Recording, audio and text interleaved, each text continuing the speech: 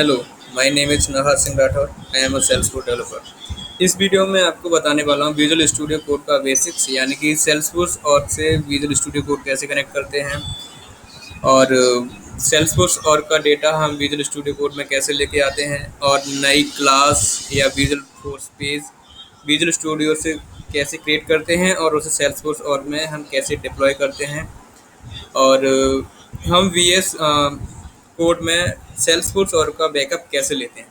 यानी कि अगर मैं सेल्सफोर्स और से किसी क्लास विजुअल फोर्स पेज या किसी का बैकअप लेना है तो हम वो बैकअप कैसे लेंगे। तो स्टार्ट करते हैं। सबसे पहले ये मैंने अपना विजुअल स्टूडियो कोड ओपन किया और कमांड पैलेट पे जाते हैं। कंट्रोल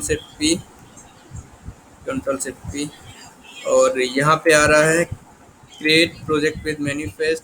हम इसको सेलेक्ट करेंगे और ये हमें जब भी क्रिएट करना है तो इस वाले ऑप्शन को ही सिलेक्ट करें, जिससे कि इससे हमारा मैनिफेस्ट और भी क्रिएट होता है और इसमें बैकअप लेने का आसानी होती है। ये लिया और इसके बाद थोड़ा सा टाइम लग सकता है। ये इसके एक्सटेंशन एक्टिवेट होने में थोड़ा टाइम लगता है VS कोड के। तो ये आ गया। अभी यहाँ पे स्टैंडर्ड टेम्पलेट, इसका हम यहाँ पे हम अपने प्रोजेक्ट का कुछ नाम दे देंगे। तो मैं अभी इसके नेम में दे देता हूँ टेस्ट प्रोजेक्ट। और यहाँ पे हमें कोई फ़ोल्डर बनाना है अपने सिस्टम में, जिसमें हम अपना ये प्रोजेक्ट स्टोर रखना है हमें, यानी कि सारी डेटा उसका।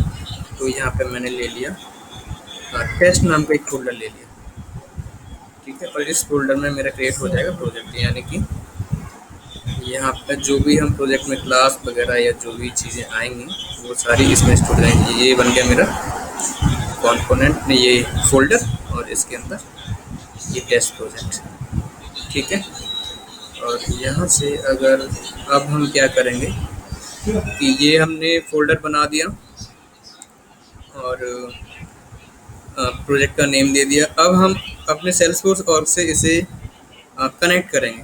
तो वो कैसे करते हैं, जैसे अभी यहाँ पे आ रहा है नो डिफ़ॉल्ट ऑर्ग सेट, यानी कि अभी ये हमारा VS कोड किसी भी सेल्सफोर्स ऑर्ग से कनेक्ट नहीं है। अगर कनेक्ट होता तो वो उसका नेम यहाँ पे आता है। तो चलो स्टार्ट करते हैं। ये कुछ कंट्रोल से फ्री कमांड पैलेट पे गए। इसके बाद ऑथराइज एन और इस पे आए और इसमें हमें देखना है कि जो हम सेल्सफोर्स और कनेक्ट कर रहे हैं वो हमारा प्रोडक्शन है या सैंडबॉक्स है। तो अभी मैं डेवलपर एडिशन से कनेक्ट कर रहा हूँ, तो मैं प्रोडक्शन ले लेता हूँ और यहाँ पे हम वो नेम दे देंगे। यहाँ पे कुछ भी नेम दे सकते हैं, लेकिन मैं यहाँ पे अपने सेल्सफोर्स और का जो यूजर नेम है वो देना चाहता हूँ।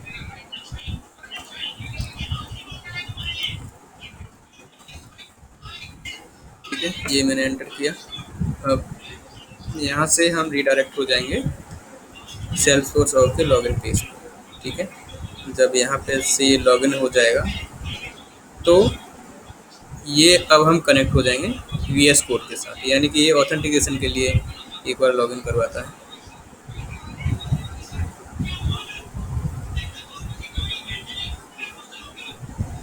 तो ये हम लॉगिन कर गए। अब यहाँ पे देखें तो ये कनेक्ट भी हो गया, ये नेम लिखा हुआ आ गया जिससे मैंने कनेक्ट किया है। अब स्टार्ट करते हैं हम, क्या है पॉपअप वगैरह, ठीक है।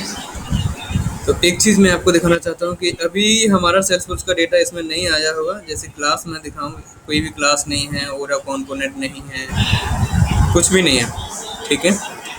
और यहाँ पे अगर आओ तो इस फोल्डर में भी मैं दिखा दूँ कि जो मेरा प्रोजेक्ट है। अब इस प्रोजेक्ट में अगर हम चेक करें तो इसमें फोर्स ऐप में गए, मेन में गए, डिफ़ॉल्ट में गए, यहाँ पे हमारे सारे कंपोनेंट्स मिलते हैं जो सेल्सफोर्स ऑर्ग में होते हैं। तो क्लास कुछ भी नहीं है यहाँ पे, ठीक है।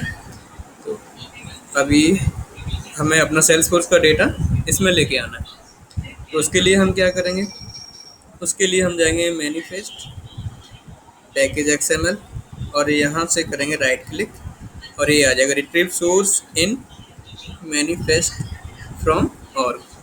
तो ये हमने किया,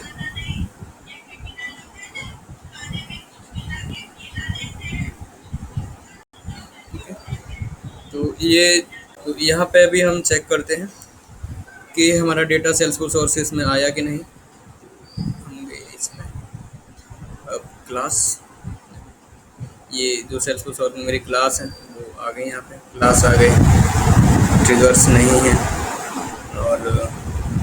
और क्या हम चेक कर सकते हैं जो मेरे और में है, शायद पेज भी हो सकता है ये।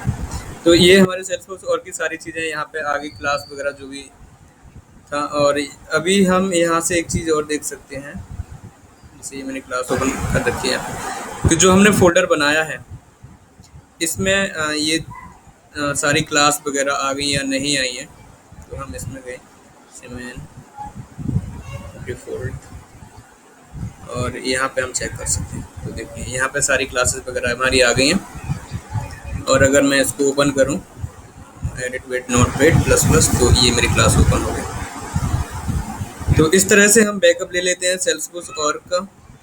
अब ये एक तरह से बैकअप है, इसको हम चाहे तो इन क्लास का कहीं कॉपी पेस्ट कर सकते हैं, इस फोल्डर को भी सेव रख सकते हैं, और चाहो तो इसी फोल्डर में इसको बने रहने देते हैं, प्रोजेक्ट का जो भी है इसको ही बने रहने देते हैं प्रोजेक्ट वाला। तो ये एक तरह से ये बैकअप ही है, ऐसे इसी तरह से हम बैकअप लेते हैं। जो भी सारी चीज़ें सेल्सफोर्स की और की हैं वो हमारे इस वाले फोल्डर में आ गई हैं। तो इस तरह से हम VS कोड से बैकअप ले लेते हैं सेल्सफोर्स का।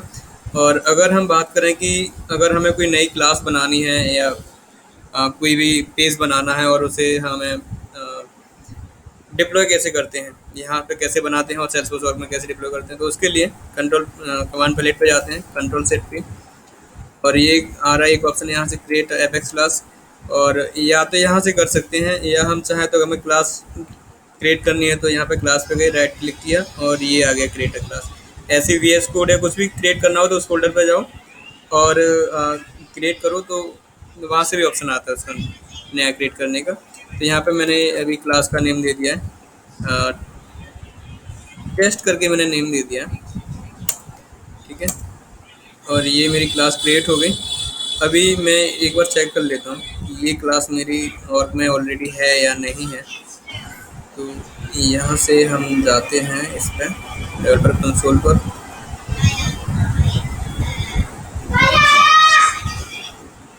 और अगर मैं यहाँ पर चेक करूँ जो मेरी क्लास है टेस्ट के नाम से, तो यहाँ पे अभी कोई टेस्ट क्लास नहीं है, टेस्ट के नाम से कोई क्लास नहीं है।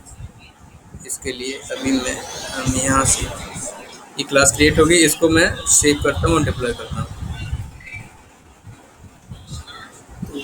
कंट्रोल S से सेव और डिप्लॉय दोनों हो जाता है, मैंने सेटिंग कर रखा है इसका। अदरवाइज डिप्लॉय करने का ऑप्शन यहाँ से होता है, यहाँ से हम इसे डिप्लॉय कर सकते हैं और में। तो अभी हम चेक कर सकते हैं कि अभी ये आया कि नहीं आया।